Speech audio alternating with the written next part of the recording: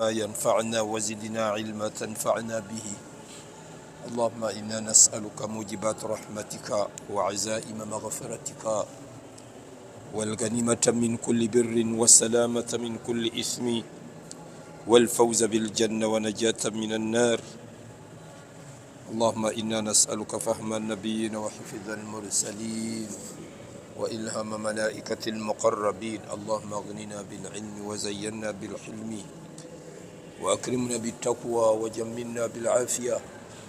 اللهم حبب إلينا الإيمان وزينه في قلوبنا وكره إلينا الكفر والفسوق والعصيان واجعلنا من الراشدين. الحمد لله القاهر فوق عباده فلا يمانع والظاهر على خليقته فلا يدافع والآمر بما يشاء فلا يراجع. والصلاة والسلام على رسول الله محمد صلى الله عليه وسلم وعلى آله وصحبته ومن سار على هديه إلى يوم الدين. يا أيها الذين آمنوا اتقوا الله حق تقاته ولا تموتن إلا وأنتم مسلمون. السلام عليكم ورحمة الله وبركاته.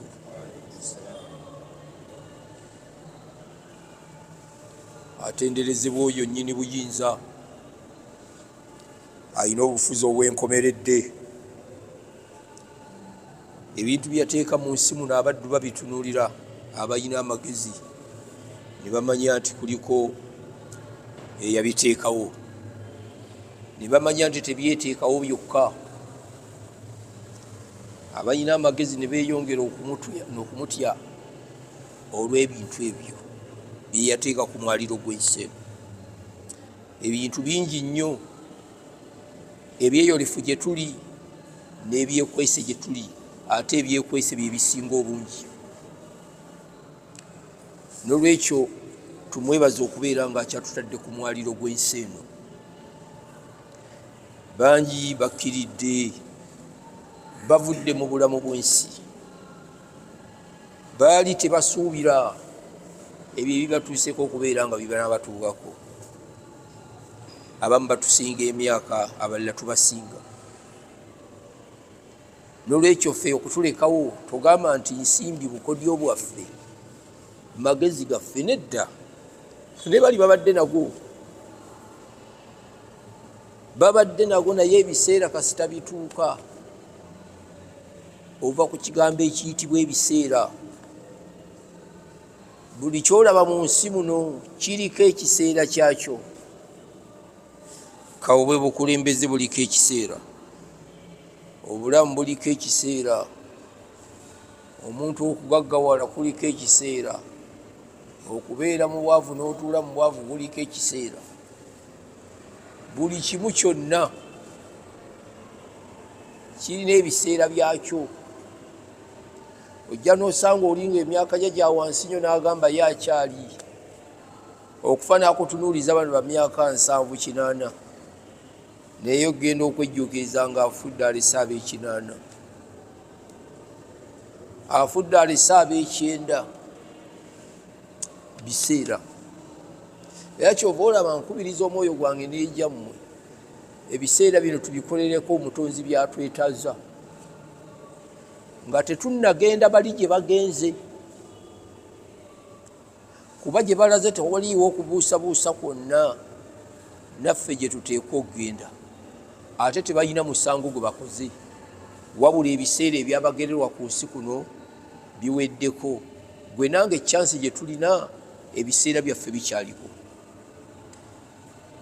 naye ebbanga ebiseera bye bimala nga bikyaliko, abange tulina kwewaayo tukole omutonzi bye yatutuma, bye tugenda nayo mu nnyumba, gye tugenda okwebakamu ebbanga litali ggere, ebbanga eritamanyiddwa. era bali eyo beebasa abeegayaalirira, baafa mu biseera batasuubira nti bayinza okufa. bali eyo baagala okujjaku babeereko nammwe mu layini, batuleku wano nga be mutudde. tekikyasoboka. era bali eyo bakaaba bagamba ebiseera ebikola tubirina, ebiseera ebikola babirina. naye tebalina maanyi gavawo Katonda we yabateeka. Naye ng'ebiseera yali ku mwaliro gw'ensi eno nga talina biseera bitulako wano, naye yafuna ebiseera ebyebaka. Kyobulaba mbagamba nnyo nti abooluganda mikwano gyaffe tuyinayo ebiseera bye tugenda okwebaka, twebake nga tewali agenda kutuzuukusa okuggyako ye yatutonda, omutonzi waffe jalla jalaaluhu Allah subhanahu wa ta'ala eyatutonda nga yayina okutuzuukusa abaddu ba Allah balungi. Nolwekyo mbagambira mikwano gyange abakkiriza tukole ebintu Katonda bye yatutuma. Allah ow'ekitiibwa jalla jalaaluhu bye yatutuma, tuleme kukola by'abantu, tuleme kukola by'abantu. Abantu be tubyakolera baganda bange bakkiza abantu, teri akujjukira batono nnyo abajjukira abantu batono. Olina omusanga nga ajjukidde batono nnyo, naye watabeerawo muddu wa Allah mulungi twekolera ebintu byaffe. Bw'ojjangamu engatto zo ojje ng'omutima mutebeekevu guzze ku bintu byo nga toliimu waasiwaasi yenna. Era bangi nnyo bajja mu kifo kino nga waasiwaasi gwe balina. Kino ekifo nabbi waffe Muhammad sallallahu alaihi wasallam yakijjangamu nga mutebenkevu. Era ky'oba olaba nga yagamba Bilaali, ya Bilaali arihina ila swala, Bilaali beera ng'otuwummuza tugende ku swala. Naye bw'ojja mu kifo nga kino n'obeera waasiwaasi, oba olabye bw'oba ozze jangu owummule, wummuza obwongo, wummuza ebirowoozo. Ebirowoozo ne bibinaatambula kyatagerera tojja kukifuna. Ate kyeyagerera okukifuna bw'obanga yakugerera obeera ng'okifuna, kikusanga ne mu muzigiti ng'otudde nga yakikugerera. N'olwekyo we mbagambira baganda bange Abasiraamu, abaddu ba Allah balungi, tukole ebyo omutonzi waffe Allah subhanahu wa ta'ala mwana wattu bye yatutuma, bye tugenda okugenda nabyo mu maaso ge. Tumulaajanira asse ebyengera n'emirembe ku nabbi waffe Muhammad sallallahu alaihi wasallam ne kuba masahaba baamuyambako okuleeta ekyengera kino eky'Obusiraamu, ekyengera ekirungi ekyebbeeyi ekitafunwa. Ffe baani Abu Talib byamulema, Abu Jahali ne bimulema, Walid ibn Mughira ne bimulema, naye ffe baani ne tukkiriza nabbi waffe Muhammad sallallahu alaihi wasallam nga tetumulabyeko, ne tumugoberera. Abaddu ba Allah balungi, n'olwekyo kigambo kikulu nnyo ekyo baddu ba Allah kyetuteeka okwebaza nakyo Allah, era tumusabe Mungu akitukuumiremu abaddu ba Mungu abalungi. Tumusisinkana olunaku nga tulina ekyengera kyaffe, ekyengera eky'Obusiraamu. Nkubiriza omwoyo gwange nejjamu okutya Katonda ow'ekitiibwa, entanda esinga okubeera ennungi ey'okutya Katonda Allah subhanahu wa ta'ala. Tugenda kwejjukanyako ku hadith nabbi waffe Muhammad sallallahu alaihi wasallam.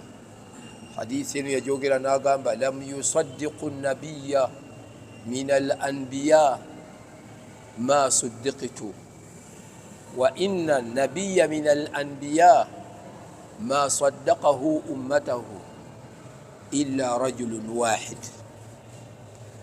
Hadith eno nabbi waffe Muhammad atutegeezanga bwe yakakasibwa,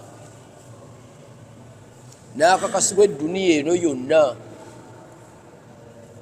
n'akakasibwa Allah ow'ekitiibwa eyamutuma.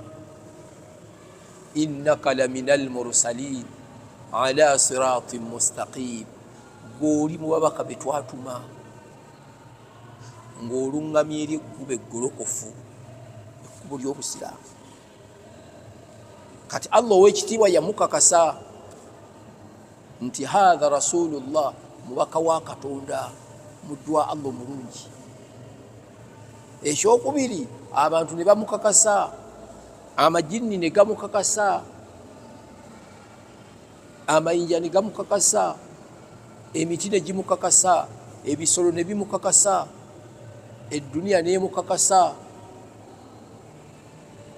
n'eggulu n'ensi ne bimukakasa. Mubaka wa Katonda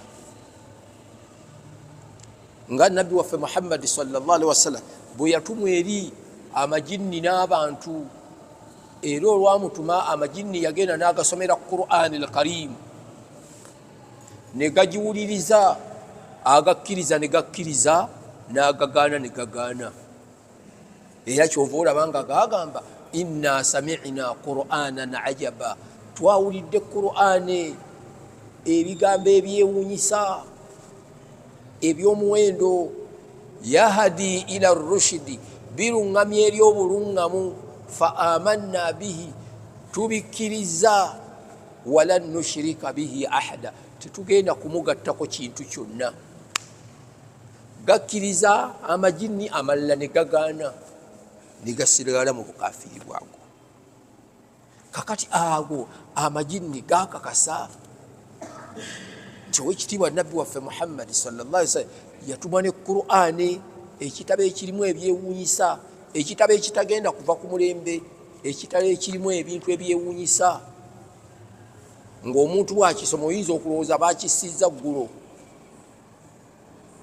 Kale kyenkugamba muganda wange omusiraamu ampuliriza, muddu wa Allah omulungi, owulidde abantu bamukkiriza, abantu ne bamukakasa nti mubaka wa Allah ow'ekitiibwa. Okuva lwe yatumwa paka okutuuka kati basiramuka, bamukakasa Rasulullah, mubaka wa Katonda. Abaddu ba Allah abalungi, emiti ne gimukakasa n'amayinja. Aliyu radiyallahu anhu atunyumiza n'atugamba nti twatambulanga n'owekitiibwa nabbi waffe Muhammad sallallahu alaihi wasallam, tetwayitanga ku jjinja oba omuti, byonna byamutoleranga salaamu, assalaamu alayka ya Rasulallah, assalaamu alayka ya Nabiyallah. N'ebisolo byennyini ne bimukakasa nti mubaka wa Katonda. Omulunzi omu yali alunda embuzi, omusege ogumu ne gujja ne gukwatako embuzi ne gudduka nayo. Omulunzi n'adduka agoberere omusege ogwo, n'agutuukako ne gumubuuza ogamba ki? Eno hakki yange. Ne gumugamba hakki eno kyekikulu ennyo okusinga Muhammad akoola abantu e Makka okujja eri obusiraamu.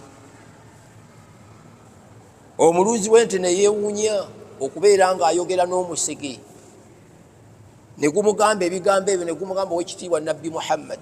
Ono teyalonzalonza, yagenda kunoonya nabbi Muhammad sallallahu alaihi wasallam.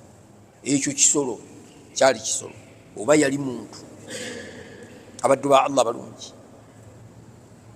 mu miti ali atunyumiza nti nabbi sallallahu alaihi wasallam twatambulanga naye ng'emiti gimutoolera salaamu, naye nga waaliwo n'ejjinja yali tannatumwa lyali limutoleranga salaamu, assalaamu alayka ya Rasulallah. Mu miti nabbi waffe Muhammad sallallahu alaihi wasallam bwe yalinga atambula, yatambulanga n'amazzi ge. Eyali omukwasi mugo yali Jabiri bun Abdillah, ye yakwatanga amazzi ga nabbi Muhammad. Abazikadde baffe bali abazeeyi abajungute, ekintu ky'okutambula amazzi nga bagafuse mu zinzimiya bagatadde ku gaali, awo we bakijja ng'omusiraamu oteekwa okutambula n'amazzi. Naye teebereza eggaali agitaddeko zinzimiya, tayinza kubulako. Olwaliro nga waliwo ayina emmotoka, tayinaamu kadomola, tayinaamu musaalo. Era bw'avaawo n'agamba nti waayi kambeereko ŋŋende neewutowolozeeko wano, tayina mazzi g'agenda nago, wabula agendanga ngalonsa. Ezo engoye ziba zisigadde mu wuzu. Mutunule bakadde baffe abajungute, abaddu ba Allah balungi, ezo engoye ziba zisigadde mu wuzu. Jabbe yatunyumiza n'agamba nti owekitiibwa nabbi waffe Muhammad sallallahu alaihi wasallam agenda okutunula nga talaba kintu kimusiikiriza mu kibangirizi, n'agamba kyava agenda akwata ku muti, n'agugamba ankidhi biidhinillah, n'agutambuza ne gujja nga gumugoberera ng'embuzi, n'akwata ne ku gweno ne gujjanga gumugoberera. Jabiri agamba emiti ne gibeera nga gikola ekiyigo. N'atwala amazigo w'ekitiibwa nabbi waffe Muhammad sallallahu alaihi wasallam.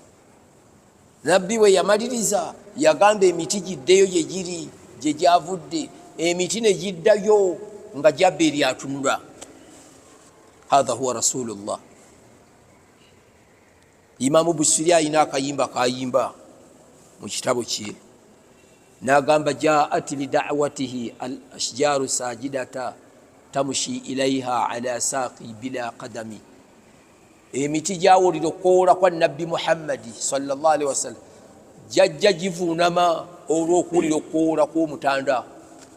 N'agamba tamshi ilaiha ala saqi bila qadami, jajja gitambuza ntumbwe ewatali bigere. Emiti bannange nabbi wa kitiibwa, abaddu ba Allah balungi. Abamu tebeebuuzangamuuko nti Allah ow'ekitiibwa n'agatta omwana Adamu mu kumusinza bwe tuba tusinza Allah, n'otasalira ku nabbi Muhammadi esswalanfu. Tukyebuuzangamu ekyo. Bannabbi bameka? Ono mwennyini Allah ow'ekitiibwa n'agamba mu Qur'ani, inna Allah wa malaikatahu, Allah ne bamalayika be yusalluna ala nabi. Allah ow'ekitiibwa asaasira nabbi Muhammadi. Bamalayika ne basaba Allah ow'ekitiibwa asaasire nabbi, amusonyiwe, amumalire, amuyingize ejjana. Naye ate olaba Allah ow'ekitiibwa amusaalira.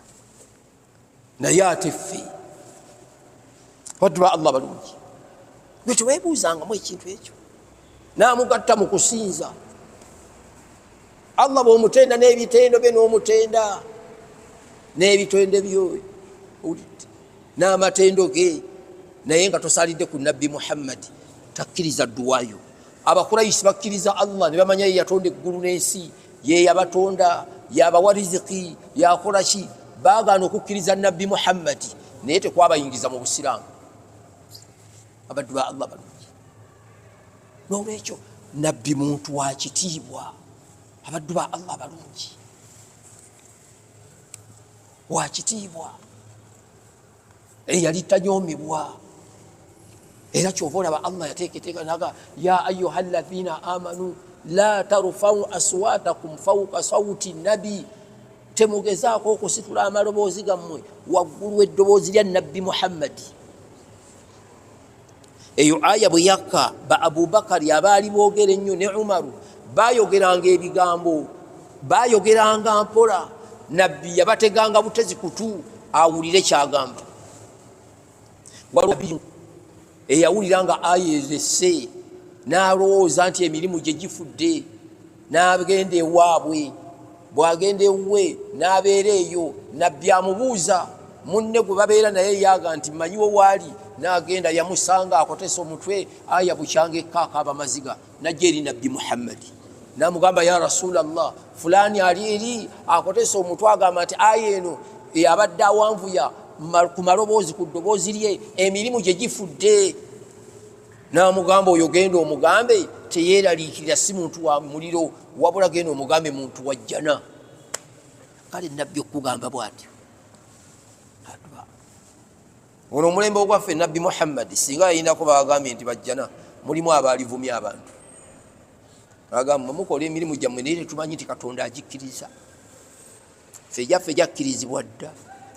Naye swahaba anyumiraga nti twalabanga omusajja atambula nga tumumanyi musajja wa mujjana. Naye tolowooza nti nabbi abantu bonna be yawangala yabagambako ku jjana. Nedda mwattu, ayina baataagamba ku jjana, ate ayina be yagamba. Anas ibn Malik yawangala naye emyaka 10 ng'amuweereza, naye teyamunyega ku kigambo ky'ejjana oba muliro. Naye alaba guli n'amuga ya Rasulallah, nkusaba onteekemu abo b'onoowuliriza. N'amugamba ana fa'iluhu, nze ndi wakukikola. N'amubuuza n'amuga aina atlubuka, n'akusangawa ya Rasulallah. N'amugamba inda tatwayuri suhufi, ebitabo we bikkira. N'amugamba bwe naaba sikusanzeewo, n'amugamba inda almizaani, we bapimira emirimu. N'amugamba bwe naaba sikusanzeewo, n'amugamba inda alhawdi, ku mugga. namugamba ebyo bifo bisatu ogenda kummagamaga ojja kundaba. Tusaba Mungu atuteekemu abo ya rabbi. Abantu ba Allah balungi. Nabbi okubeera nga agamba nti oli wa mujjana. Yamugamba genda omugambe teyeeraliikirira. Oyo muntu wa mujjana. Allah n'agamba nti wala tajharu lahu bilqawli kajahari ba'dikum li ba'di.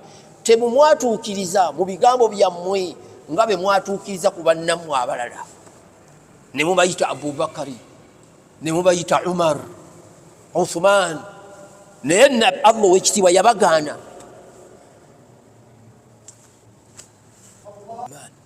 Wala tajharu lahu bilqawli kajahari ba'dikum li ba'di. Temumwatuukiriza mu bigambo byammwe nga be mwatuukiriza abamu ku mmwe mu bannammwe. Noyita Abubakari, noyita Umar. Ekyo Allah w'ekitiibwa yakigaana. Tolabanga kitiibwa muddu wa Mungu omulungi yabagaana. Ne mwennyini Allah w'ekitiibwa kamutonda teyamuyitako linnya lya Muhammad n'alirekaawo, wabula yateekangako ekitiibwa. Muhammadur Rasulullah, Muhammad mubaka wa Katonda. Rasulu ekyo kitiibwa. Walladhina ma'ahu ashidda'u, nabo baali nabo basajja bakambwe ennyo ala al-kuffari, kubatakkiriza abawakanyi. Ruhamau bainahum, basasirigana wakati waabwe. Rukaa nga bakutamye ku mavivi. Wulira Katonda wulira Allah w'ekitiibwa bw'aboogerako gye basasirigana. Rukaa nga bakutamye ku mavivi. Sujjadan, batadde ebyenyi byabwe wansi. Banoonya ki? Yabtaghuuna fadlan min Allah, banoonya obulungi eri Allah, wa ridwaana, n'okusiimibwa kye banoonya. Abasajja bali baali basaasirigana. Ffe kati olwayo tuwalagana buwalagganyi. N'osanga omusiraamu nga bakawalagana ne munne emyaka 20, tewali atolera munne essalaamu. Naye bali. Wama Muhammadun illa rasulu, n'agenda mu surat Al-Imran. Tali Muhammad okujjako omubaka. Teyalyogera linnya ne likoma. Genda osome Qur'an olabe Allah bwe yayogera ku bannabbi abalala. Wama tilka biyaminika ya Musa, kiki ekiri mu mukono gwo wange gwe Musa? Kala hiya aswaya atawakkau alaiha, naga muggo gwange nesimbagiriza nagwo. Wa ahushu biha ala ghanami, nekuba ebikoola by'ente zange by'embuzi zange. Waliya fiha maaribu ukhra, ngulinamu ekigendererwa ekirala. Kati yamugamba alqiha ya Musa, gusuule nkulage ekigendererwa ky'otamanyi. Ali ku lusozi Sinai n'asuula omuggo gwafuuka musota n'adduka emisinde. Teri atatya kufa. Musa yagusuula n'adduka emisinde. Allah namugamba ikbil, komawo, innaka minal amin, oli mu bantu abakkiriza. Namugamba khudhha wala takhaf, gukwate totya. Sanuiduha sirataha al-ula, tugenda guteeka mu mbeera yaagwe eyasooka. Musa akwata omuggo atya, naye ali ku lusozi paka lwe yagukwata ne gudda mu mbeera zaagwo. Kati Allah kyavuga nti tugenda kulaga. Yavuga alqiha ya Musa, gusuule Musa.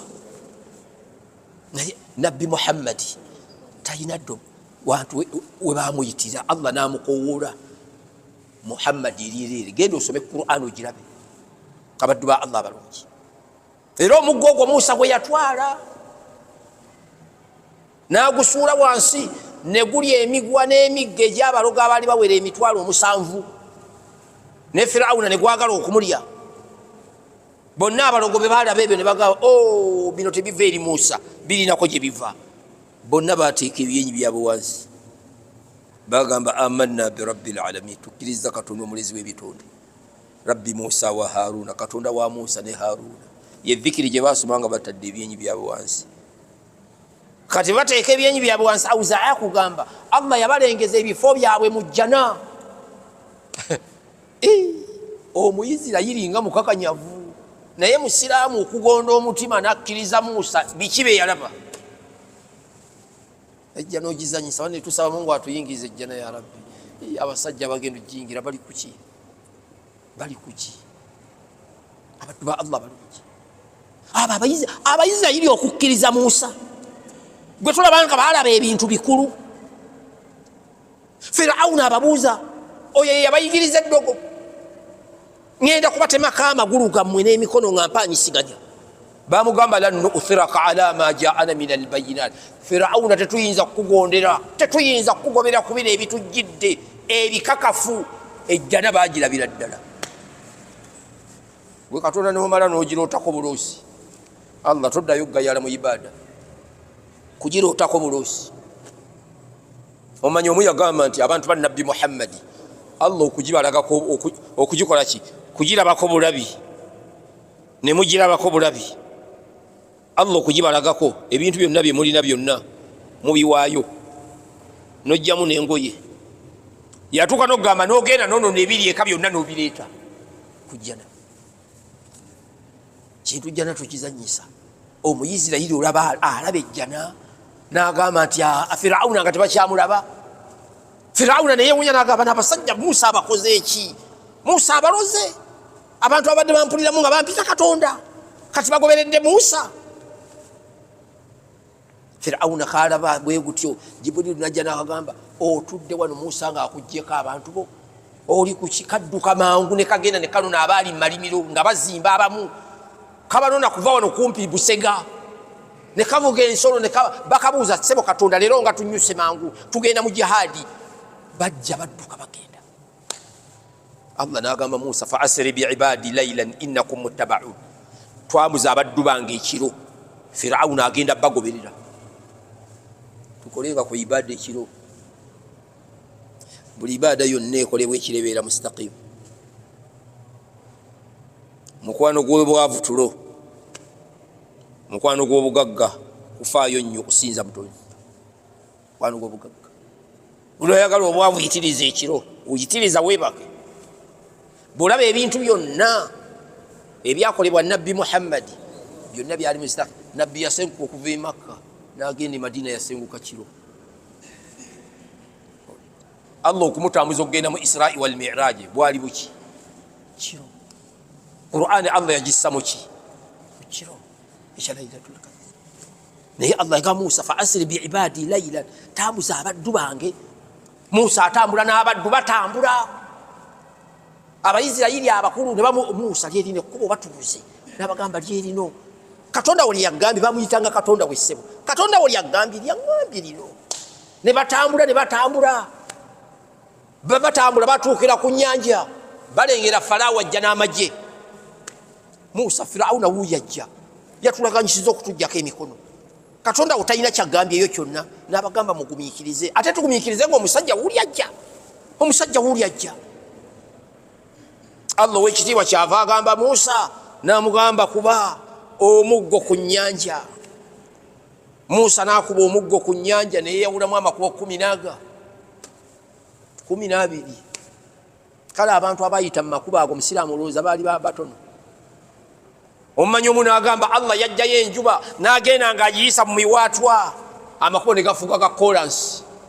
Baayitanga nga bebakwata ne ku mazzi batambula bagenda. Kale oyo Allah yalaga Abayisirayiri ebintu abo ntera nnyo bagamba tebalina kye bataalaba okuggyako ku Allah kuba eddoboozi lye baaliwulirako.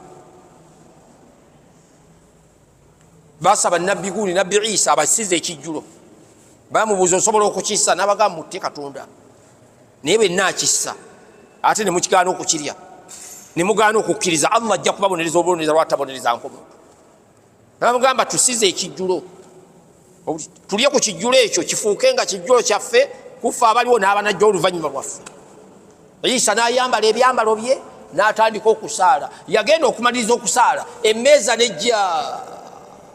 Wallahi nga Abayisirayiri bagiraba nejja mpola ng'ejjekka nekka wansi n'etebenkera. Nabbi waffe Muhammadi sallallahu alaihi wasallam nti emmere yali ebikkiddwako olugoye lwali luva mu jjana. Naye Nabbi naga emmere yali ewunya akawoowo. Allah. Isa n'abagamba bannange atusinga okutya Katonda yaba abikkula emmere eyo. Ne bamugamba ate waliwo era gwe otusinga okutya Katonda gwoba ogibikkula. Musa Isa n'agenda n'abikkula emmere n'abagamba bannange mutandika okulya ekijjulo kyaffe. Ne bamugamba tetugenda kulya nga gwe tonnalya. Abayisirayiri obalabye. N'abagamba mmwe mwansabye bannange. Abamugondera ne balya emmere era mulimu abaagaana. Bano abaali Mungu n'abajjako ebizibu baalina, abaalina endwadde, abaali abaavu, bano abatalidde ne bejjusa lwaki tetulidde kale ate ng'emmere yaweddewo dda. Kakati abasajja abo tebalina kye bataalaba. Allah yabalaga ebintu. N'olwekyo abaddu ba Allah yetugenzeeyo nga nkulaga Allah ow'ekitiibwa be yabayita amannya gaabwe. Wa idh qaala Ibrahimu li abiihi Azara, oyo ayogera ku nabbi wa Ibrahimu taata w'abakkiriza, nabbi Ibrahimu. Ya Yahya khudhil kitaaba bikuwa, owange Yahya kwata ekitabo n'amaanyi. Nabbi wa Katonda oyo. Bannabbi bonna naye ono kyova olaba ono yamukoowolanga, ya ayyuha rasul, owange gwe omubaka, balligh ma unzila ilayka, tuusa ebyo ebisiddwa gy'oli. Ya ayyuha nabi, Allah bamuyita owange gwe nabbi Muhammadi. Allah mukoogola. Era ekikulaga nti Allah yawa nabbi Muhammadi ekitiibwa tokiyita kya muzannyo. Mu kiseera we yamuyisa n'agenda mu Isra'i wal Mi'raj, bwe yagenda nabbi atuuka mu state house y'omutonzi n'ayogera naye bigambo ki? Abantu abo Mungu yali COVID yali abatuwonyezaako ng'ebyo tukyabiwulira mu COVID, ate nga abantu bagenda mu bidongo. Kati COVID yawona, tetugamba nti COVID yadde munnange, nedda tumwetaaga olwolumbe bizibu. Katonda yatunyigako bunyizi ku switch n'alaga amaanyi ge. Buli eyali omukakanyavu yenna yamanya nti bannange Katonda n'ensi ye teriiko nnyiniyo, ensi eriko nnyiniyo. Abaddu ba Allah, Allah ow'ekitiibwa n'ayogera ne nabbi Muhammadi. Nabbi ebigambo yasookeraga Allah n'amutenda naki? N'atandika tahiyatu lillahi wassalawatu wattayibaatu. Allah n'agamba omuddu nga nte nze omuddu, n'amugamba assalaamu alayka, emirembe gibeere ku ggwe, ayyuha nabiyu, ekyo kitiibwa. Yali badde amugamba wange ggwe Muhammadi, naye yamugamba ayyuha nabiyu, owange ggwe nabbi Muhammadi. Wa rahmatullahi, n'okusaasira kwa Allah, wa barakatu, n'emikisa gye. Ebyo byonna Katonda bye yayogera ebyo byali ku nabbi Muhammadi. Emirembe, okusaasira, emikisa.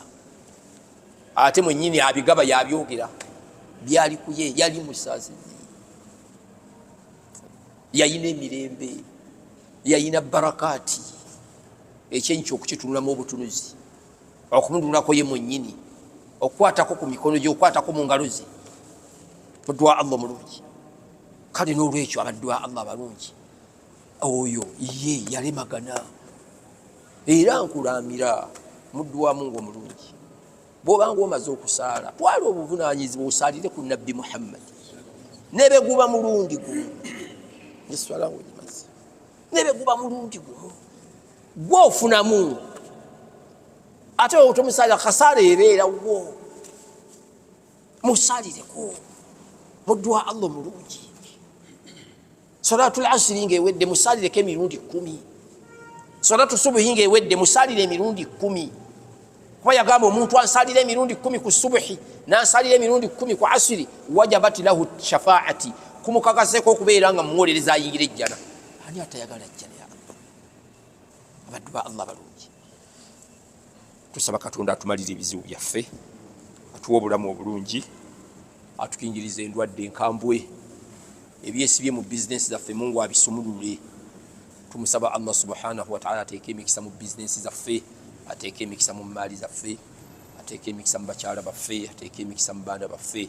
Tumusaba Allah atuwa obulungi obuli mu kiro kino, atukingiriza obubi obukirimu, atukingiriza obukafiri n'obwavu, asaasire bakadde baffe abatusooka okufa, abasonyiwe byabasobako ng'abantu. Allah tumusabe tuli batufudde, atuwa bali tunaaza, atuwa bali tusalira, asaasire mu kiseera bagenda okutuyirako ettaka. Wa sallallahu ala sayyidina Muhammad.